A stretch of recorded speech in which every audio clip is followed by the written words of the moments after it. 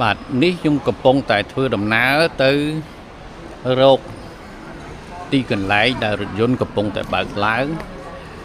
ជាន់ទី1នៃអគារប្រលានយន្តហោះថ្មីណា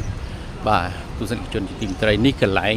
សម្រាប់អ្នកខ្លះគាត់បើកឡើងមកគាត់ខ្ជិលចុះគាត់អត់ដើរពីក្រោមមកទេគឺបើកឡានឡើងតែម្ដងហ្នឹងនឹងសម្រាប់អ្នកដើរឡើងយន្តហោះបាទ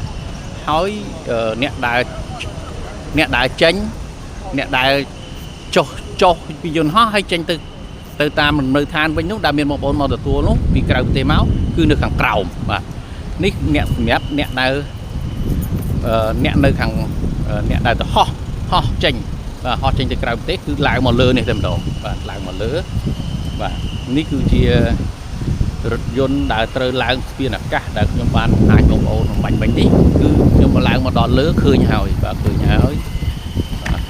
នេះ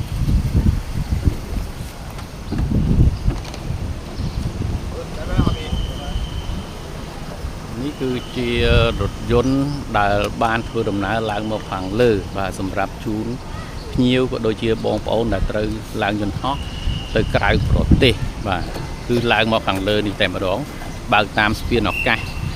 ខាងក្រោមនោះឡើងមកលើនេះតែម្ដងបាទឡើងមកលើនេះតែម្ដងនេះបាទ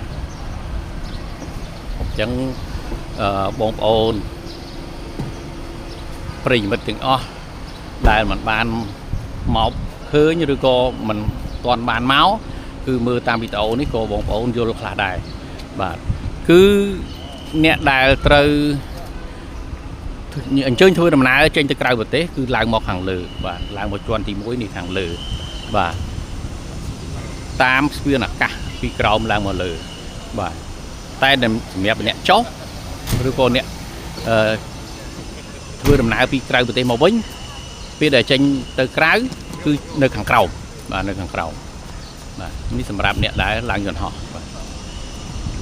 អញ្ចឹងពុកម៉ែបងប្អូនអស់ចម្ងល់ហើយមែនទេនេះខ្ញុំបានឡើងមកប្រឌិតយកវីដេអូចែកជូនដល់ពុកម៉ែបងប្អូនបានទស្សនាបាទ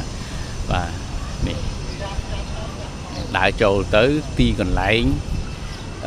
ធ្វើ check in បាទពិនិត្យ passport ដើម្បីឡើងយន្តហោះបាទអញ្ចឹងខ្ញុំបាទសូមអរគុណនិងសូមជម្រាបលាពុកម៉ែបងប្អូនយើងប្រិយមិត្តយើងតែប៉ុណ្ណេះសិនបាទ